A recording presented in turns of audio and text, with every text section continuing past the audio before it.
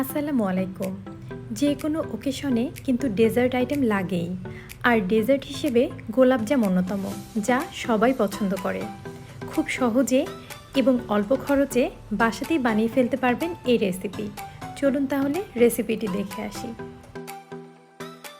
10 টাকার ডানো গুঁড়া দুধের 3টা প্যাকেট নিয়ে নিচ্ছি, মানে 30 টাকার গুঁড়া দুধ আছে এখানে।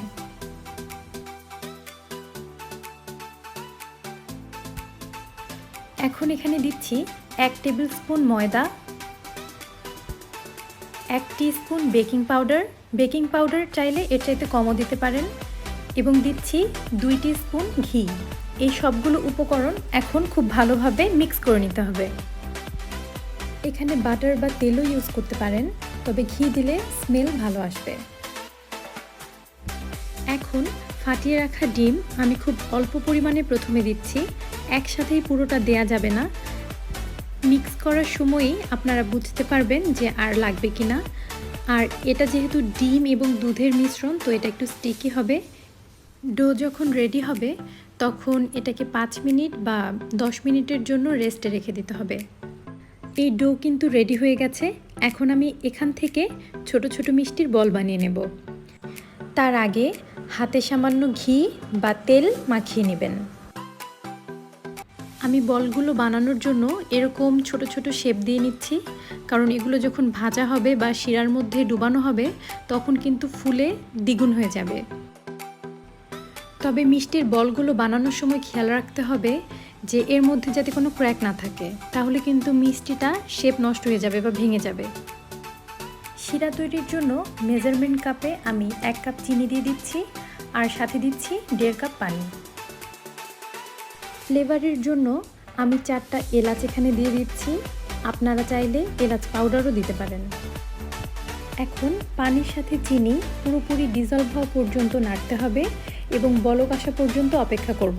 বলক আসার পরে 2-3 মিনিট চুলোর মধ্যে রেখেই নামিয়ে ফেলতে হবে।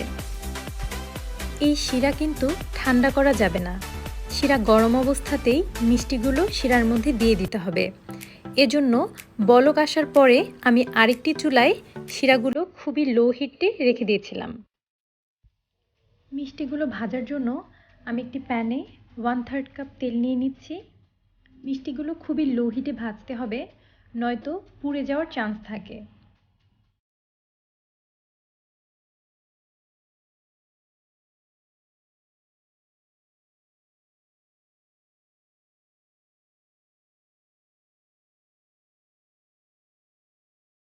খেয়াল রাখতে হবে চারপাশেই যাতে সমানভাবে মিষ্টিগুলো ভাজা হয়। তেল একটু বেশি করে নিলে মিষ্টিগুলোর চারপাশেই কিন্তু সমানভাবে গোল্ডেন ব্রাউন কালার হয়ে যাবে।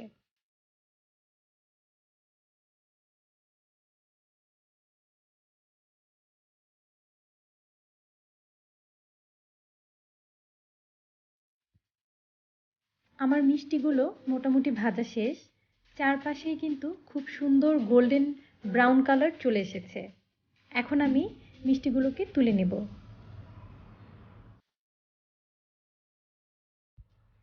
মিষ্টিগুলো তুলে কিন্তু একদম গরম শিরার মধ্যেই দিতে হবে।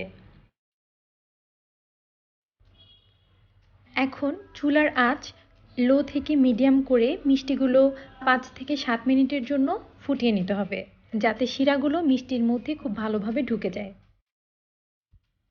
এই 7 মিনিটের মধ্যে আমি কিন্তু ঢাকনাটা একবারও খুলছি না।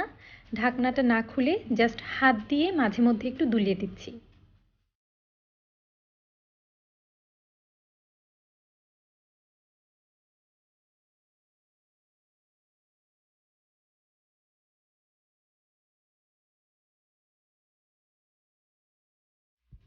সাত মিনিট পরে ঢাকনাটি খুলছি। দেখুন মিষ্টিগুলো কিন্তু ফুলে ডাবল হয়ে গেছে। এখন এটাকে ঢাকনা দিয়ে ঢেকে 3 থেকে 4 ঘন্টার জন্য আমি রেস্টে রেখে দেব।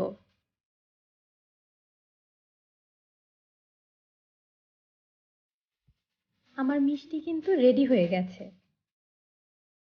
দেখুন এটা কতটা পারফেক্ট হয়েছে। দেখলেন তো কত সহজে এবং অল্প সময়ে গোলাপজাম তৈরি হয়ে গেল। আর কিছুদিন পরেই কোরবানির ঈদ, তো ঈদে আপনারা অবশ্যই এই রেসিপিটা ট্রাই করবেন। রেসিপিটা যদি ভালো লাগে তাহলে আমার চ্যানেল সাবস্ক্রাইব করবেন। Thank you.